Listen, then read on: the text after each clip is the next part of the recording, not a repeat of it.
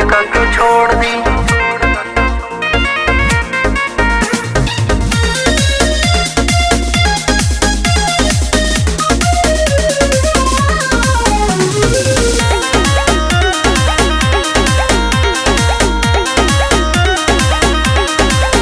बिना पूछ काहे धर तारा बाह बबुआ, पहले हमसे मिलावा निगाह बबुआ। हट न मनबा, अरे ना हो। बिना पूछ काहे धर तारा बाह बबुआ, पहले हमसे मिलावा निगाह बबुआ। और कौन जिराज कोरी कोर दे।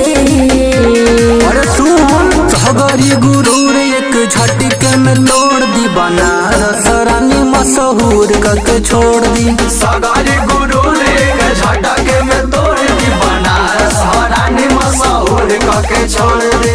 अरे रंगबाज के जिला मशहूर करके छोड़ दी।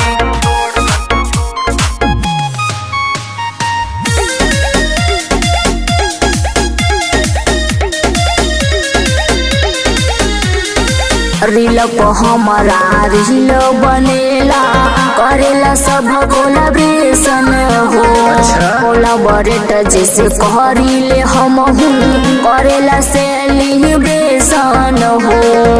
अब हमरो संगे कल अब मार दही हो प्रमोशन हो, तो के देखी के हमरो जागे इमोशन हो। ना जरूरत बा हमके की जोड़ दी, अरे जोड़ दी। सगरी गुरूर एक झटके में तोड़ दी, रोहनिया रानी मशहूर करके छोड़ दी।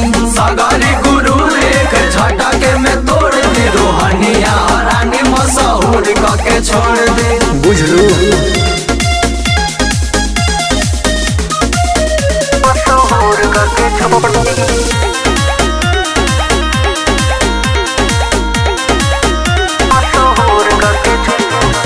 करेले ट्रेंड रोज इंस्टा पे बबुआ, मिलियन में फॉलोअर बा।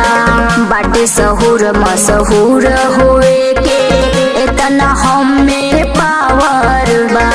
अरे बाप रे, घमंड भरल बा हो अंग अंगे में। आव सेल्फी ले लो हमरा संगे में। का जरूरत बा बबुआ जे छोड़ दी, हर छोड़ दी।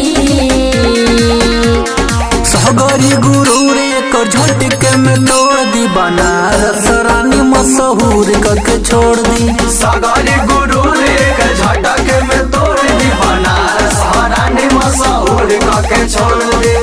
अरे यूपी 65 बा।